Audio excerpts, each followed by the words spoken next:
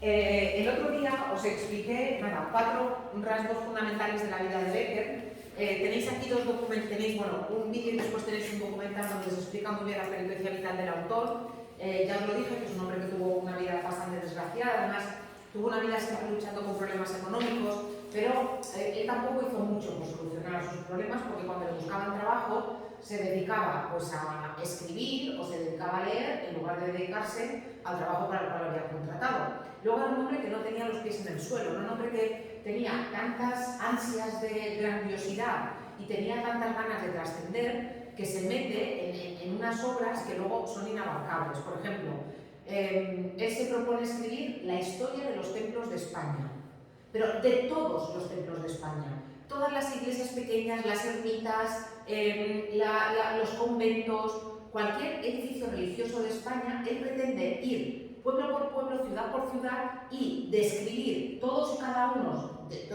de ellos y además contar leyendas que estén relacionadas con ellos.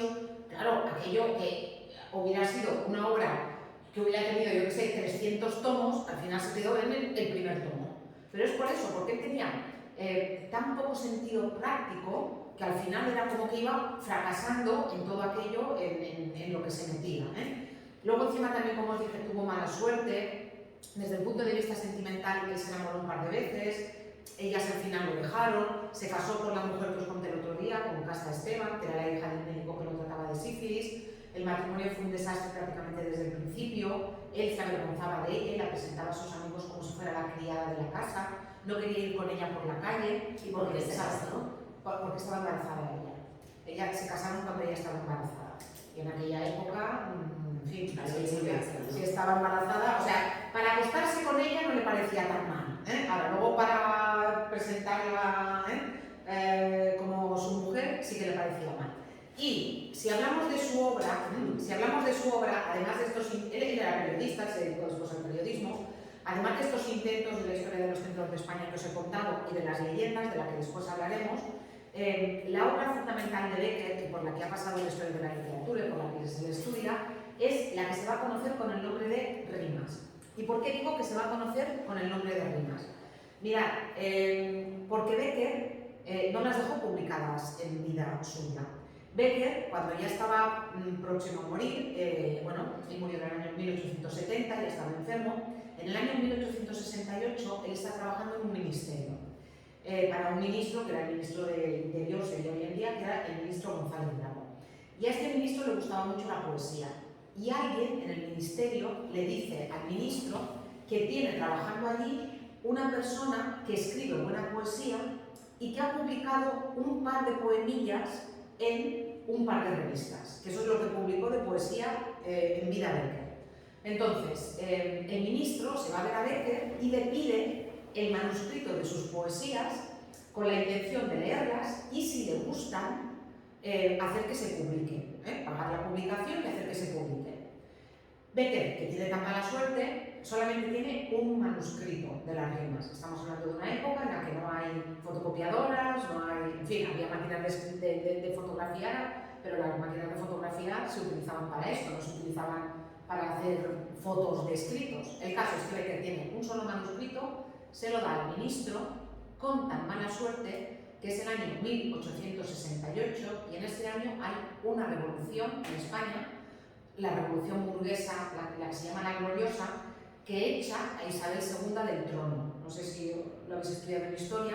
Luego vendrá la Primera República. Y los revolucionarios, entre otros sitios, entran en la casa del ministro González Bravo, arrasan con todo lo que hay dentro de la casa, destruyen y queman todo lo que encuentran y se pierde el único manuscrito que había de las rimas de Becker.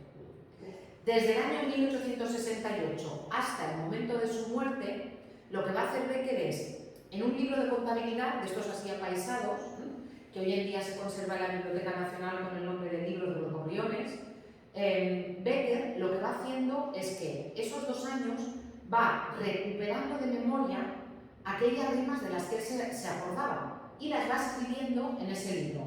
¿Por qué se llama el Libro de los Gorriones? Porque mientras iba recordando, iba dibujando. Eso que hacemos a veces, bueno, ahora ya no lo hacemos con el teléfono móvil, pero antes cuando teníamos el teléfono fijo, que si tenías un papelito mientras hablabas ibas escribiendo, tú no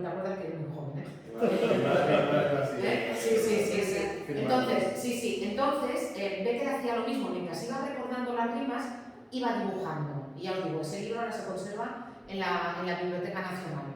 Y Becker murió sin haber publicado esas 84 composiciones, es decir, esos 84 poemillas que él había ido reescribiendo en el libro de los gorriones. Cuando Becker muere, deja 3 hijos, deja 2 hijos que son suyos, y además, bueno, su mujer y él se habían separado, luego la mujer se lía con otro, la mujer se queda embarazada de otro, pero claro, como estaba legalmente casada con Becker, le da su apellido al otro hijo. El caso es que cuando él muere, deja a la mujer y a 3 hijos reconocidos como suyos en muy mala situación económica. Y entonces los amigos de Becker, ¿qué hacen?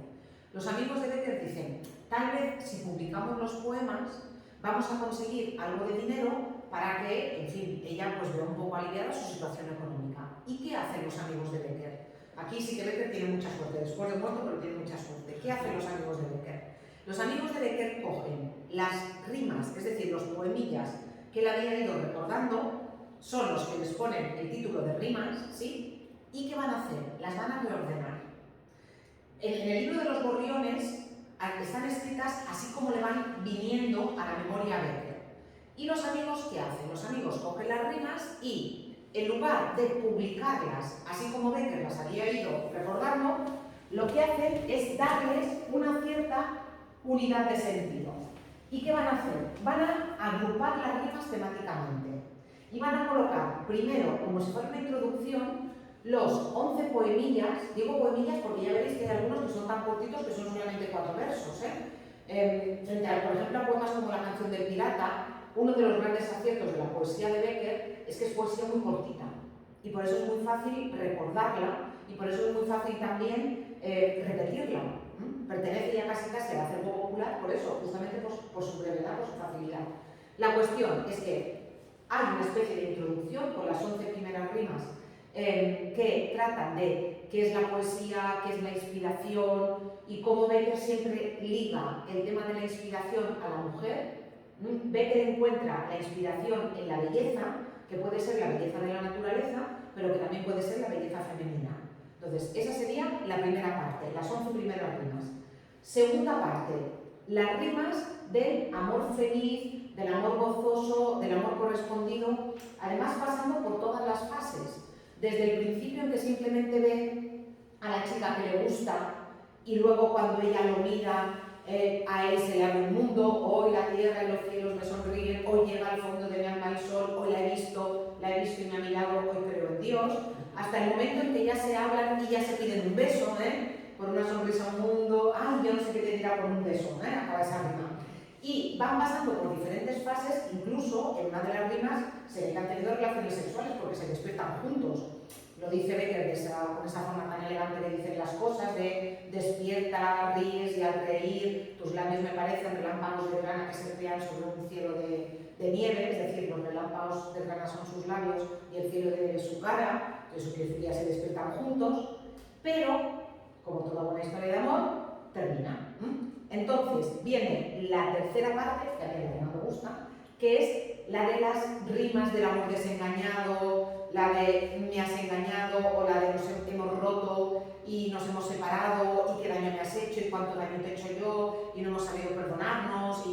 Entonces, esa sería la tercera parte y luego la última parte, la cuarta parte, sería la de las rimas de temas existenciales. El dolor, la soledad, la enfermedad, la muerte.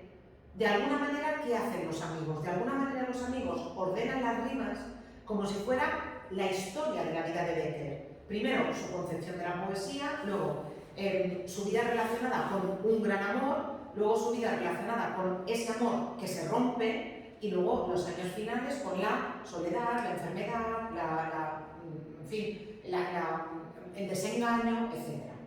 Pero claro, tú cuando lees las rimas así, yo es que tengo en casa, tengo un par de ediciones de las rimas y yo tengo, por ejemplo, una edición que sigue el orden de Becker, el orden del libro de los gorriones. Y tú cuando lees aquello, no es igual la sensación no es la misma que cuando lees las rimas ordenadas por los amigos. Porque cuando tú lees las rimas tienes la impresión de que estás leyendo una historia. Cuidado, hay trampa. Porque, por ejemplo, detrás de las mujeres que describen, o que se describen en las rimas, nosotros vemos claramente que hay 4 mujeres. Hay una mujer que tiene los ojos negros, hay una mujer que tiene los ojos azules, hay una mujer que tiene los ojos verdes y hay una mujer que es la que le cuida cuando está enfermo, que esa es Casta Esteban, que esa es su mujer. Las otras 3 son los grandes amores de la vida de Becker.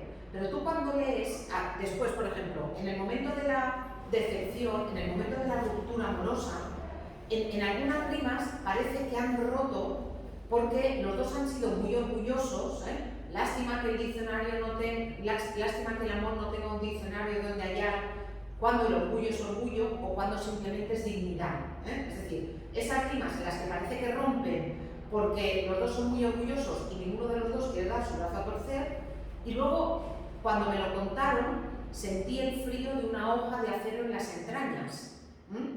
Y entonces sigue la rima y al final dice, y entonces comprendí por qué se llora y entonces comprendí por qué se nota. ¿Quién me lo dijo? Un buen amigo. Le di las gracias. Estoy saltando trozos de la rima, pero es para que veáis que en otras rimas parece que han roto porque a él le dicen que ella le ha engañado.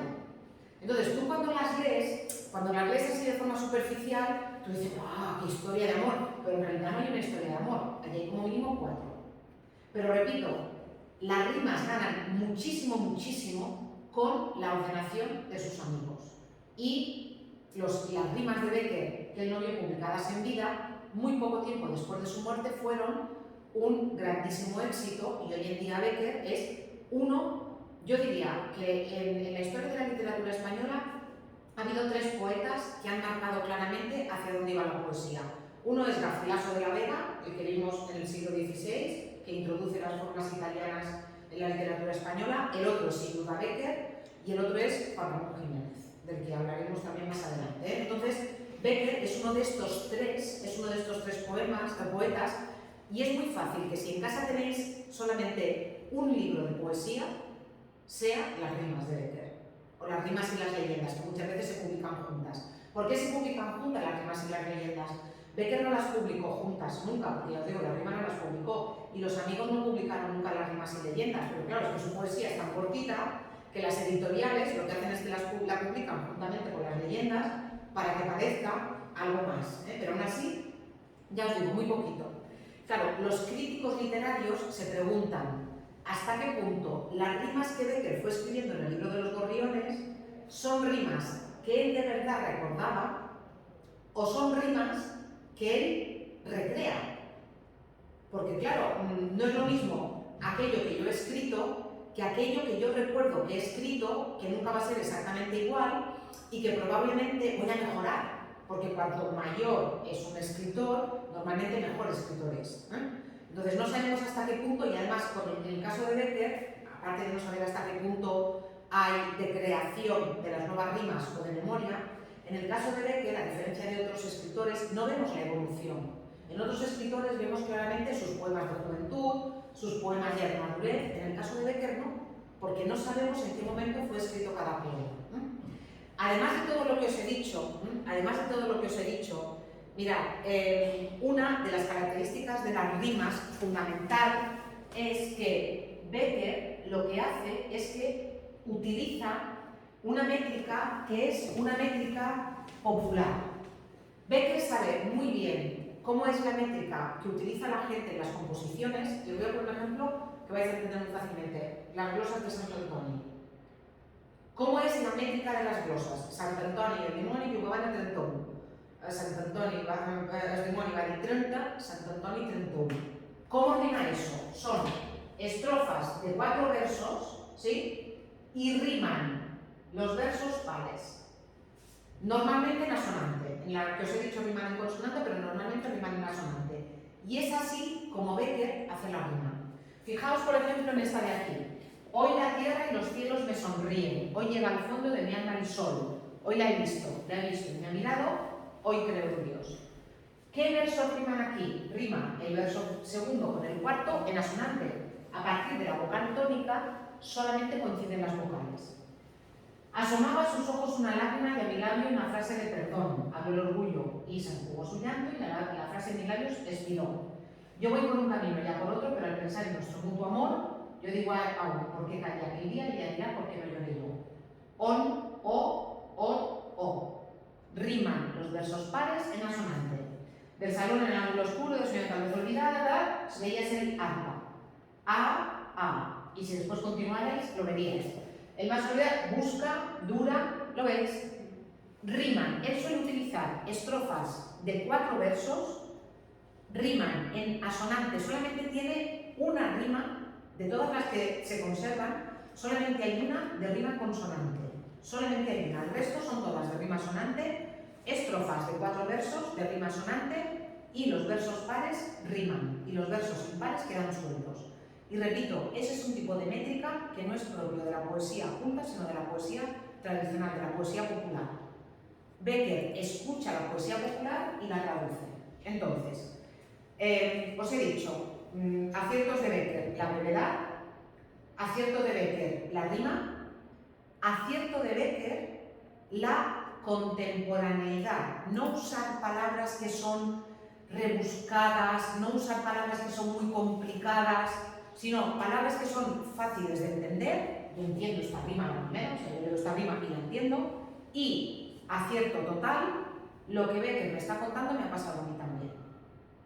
En algún momento de nuestra vida nos ha pasado o nos pasará alguna de las cosas que Bécquer nos cuenta.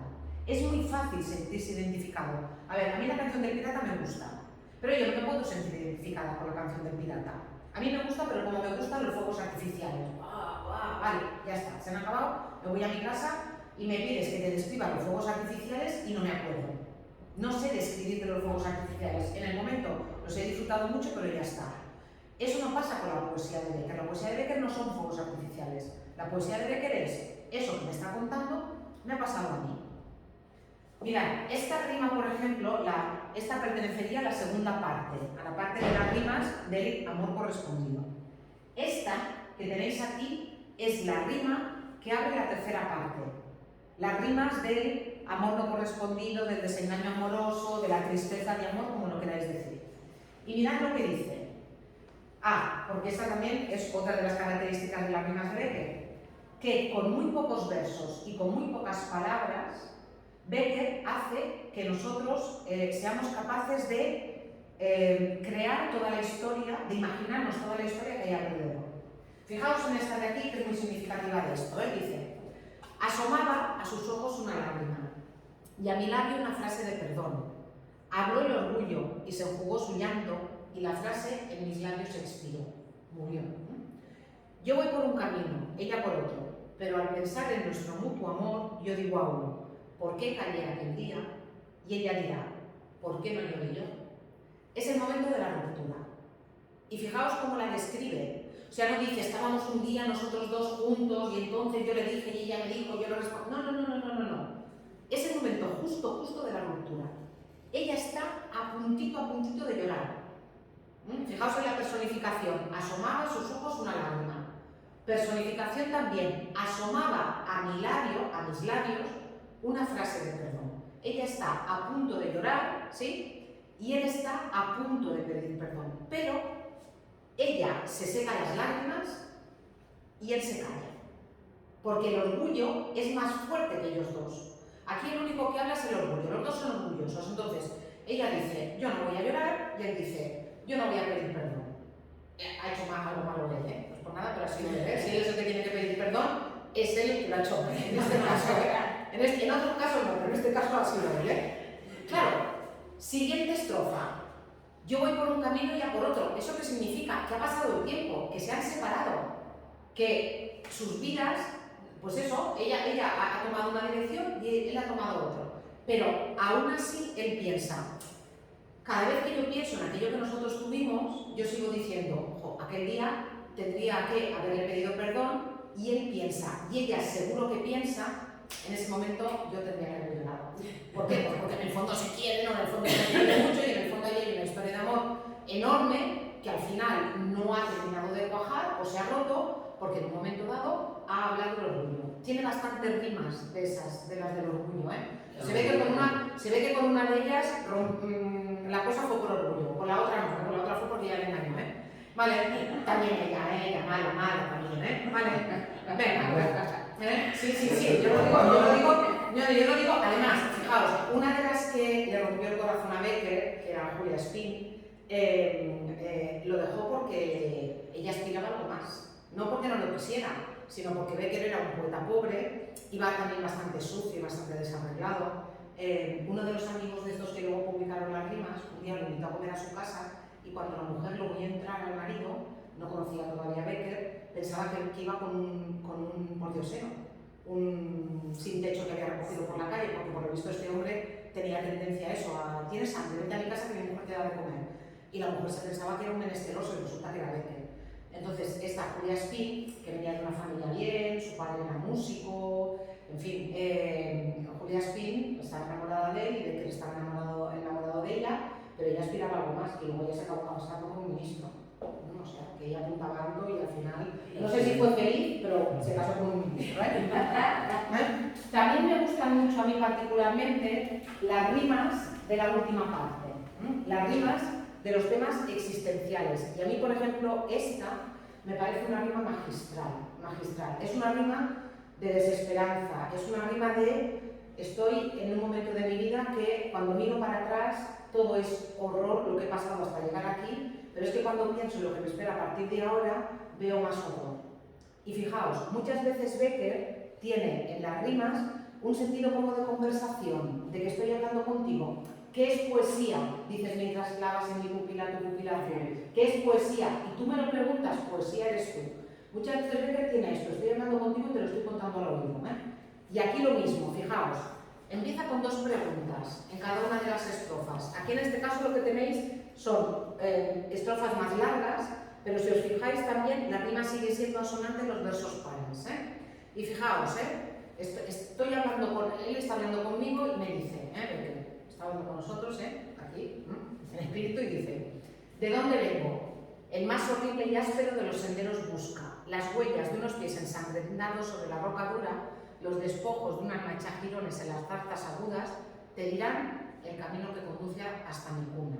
Si quieres saber de dónde vengo, tienes que buscar, esto es un imperativo, busca el más horrible y áspero de los senderos, busca las huellas de unos pies ensangrentados, ¿vale?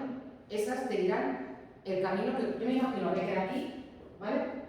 Y dice, si quieres ver de dónde vengo, tienes que ir para acá. Y ahora, ¿a dónde voy? Dice, ¿a dónde voy?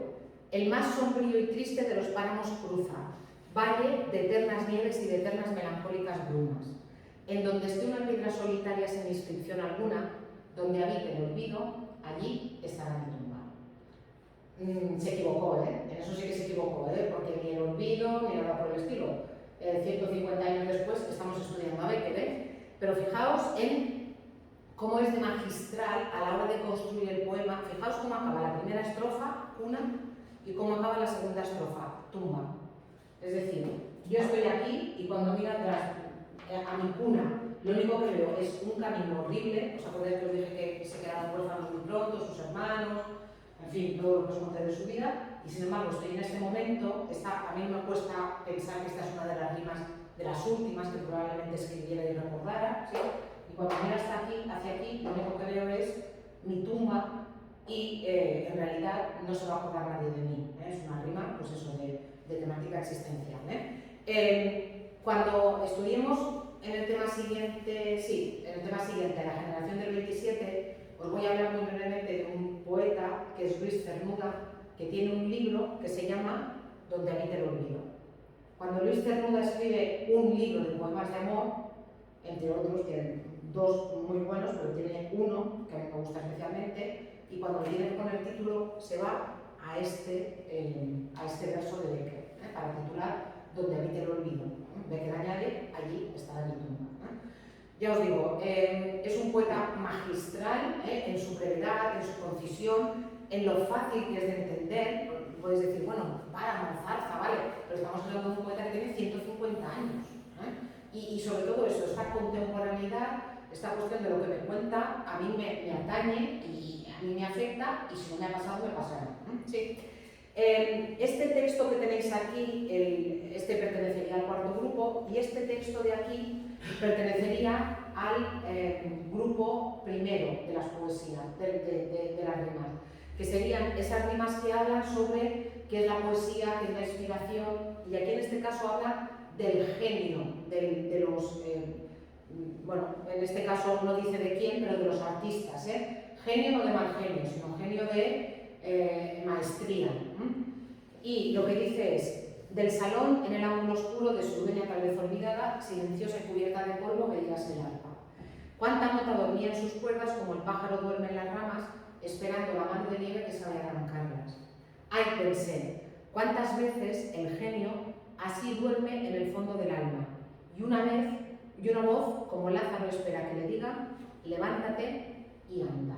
Es decir, igual que en un rincón, en un salón, hay un arpa que está esperando que alguien la toque, muchas veces dentro de cada uno de nosotros hay una genialidad, somos muy buenos para algo, y a veces lo único que estamos esperando es que alguien nos diga: tú vales, tú lo puedes hacer. Claro, él todo eso lo asociará, como os he dicho, con la inspiración que le produce la naturaleza y fundamentalmente la mujer. ¿Vale? Bueno, aquí tenéis lo de Bécquer, aquí tenéis el vídeo. No os he hablado de las leyendas, pero en cuanto a las leyendas, son todavía más románticas que las rimas. Donde Bécquer es de verdad romántico como los románticos de la primera etapa es en las leyendas. ¿Por qué? Pues porque las leyendas son esos textos llenos de misterio, apariciones fantasmagóricas, espectros, muertes que no se pueden explicar, en fin, todo aquello que tiene que ver con lo sobrenatural que les gusta tanto a los románticos. Y además también con un lenguaje ahí sí bastante grandilocuente y con una forma que tiene, enroca mucho con el romanticismo, sobre todo de la primera etapa. Ya os he dicho, desde que se publican las rimas de Bécquer, lo único que hace la fama de Bécquer es ir creciendo, y hoy en día todavía muchísimos autores, cuando hablan de cuáles son sus referentes o cuáles son los poetas que han leído y que les gustan, muchos siguen hablando de Bécquer. Muchos no lo dicen porque les da como vergüenza porque está como superado, pero todavía no está superado del todo. Ya os digo, si queréis ir picoteando también en otros recursos de este tema, tenéis un enlace a una página donde os encontraréis con todas las rimas de Bécquer. Podéis ir picoteando, podéis ir escogiendo un par de ellas. Seguro que el día del examen os pongo una rima de Bécquer para que me digáis cómo es la métrica. ¿Sí? Recordad, estrofas de 4 versos normalmente con rimas sonantes los pares, y probablemente os voy a poner una rima para que me digáis en qué parte de las rimas la situaríais y por qué. Si es una rima que trata de qué es la poesía en la primera parte, una rima que trata del amor correspondido, amor feliz, segunda parte, amor desgraciado, desengaño de amor, etcétera, tercera parte, si es de temas existenciales, dolor, muerte, etcétera, cuarta parte, temas existenciales. ¿Vale?